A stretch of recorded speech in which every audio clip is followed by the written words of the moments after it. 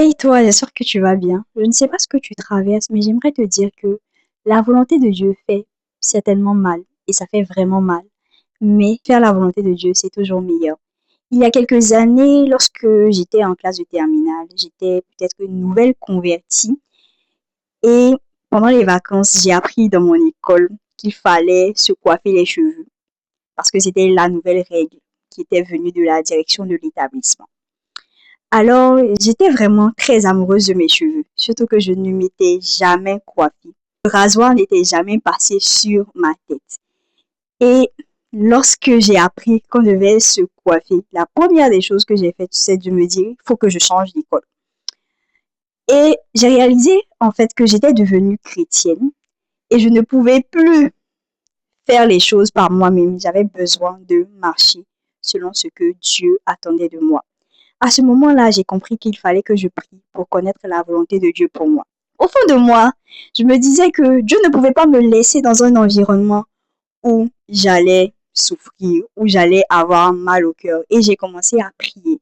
Prier pour savoir exactement ce que Dieu attendait de moi. Prier pour me dire que certainement, oui, l'Éternel est vivant, mon âme est vivante. Il ne va pas me laisser dans cette école.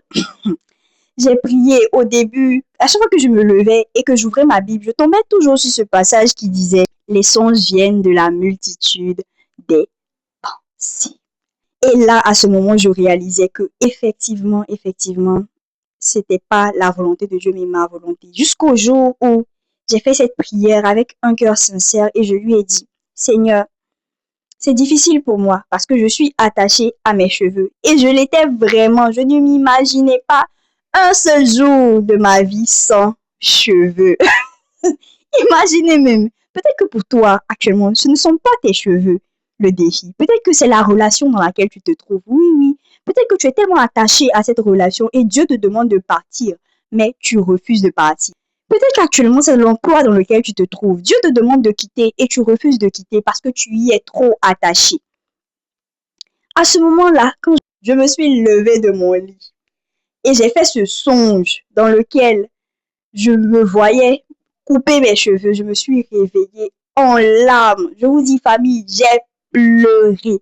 Pleuré comme si j'avais perdu quelqu'un. Pourtant, c'était mes cheveux. Le jour où le rasoir est passé sur ma tête, j'ai tellement pleuré que le coiffeur m'a donné des mouchoirs. J'ai pleuré, il m'a donné un sachet pour mettre mes cheveux à l'intérieur. Jusqu'à présent, famille, j'ai gardé le sachet. Et je suis allée à l'école avec ma tête sans cheveux. Mais je vous assure que cette année, ça a été une année différente.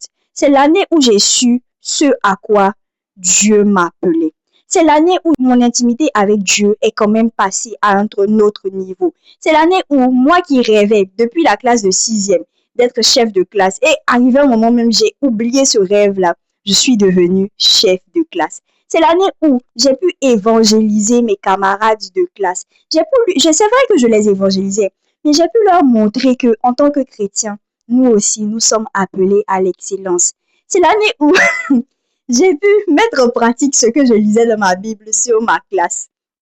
C'est l'année où j'ai réellement vu les choses changer, tout simplement parce que j'ai décidé d'obéir à Dieu. C'est l'année où j'ai eu mon bac avec mention. C'est l'année où j'ai réalisé que tout ce parcours que j'avais effectué dans cet établissement.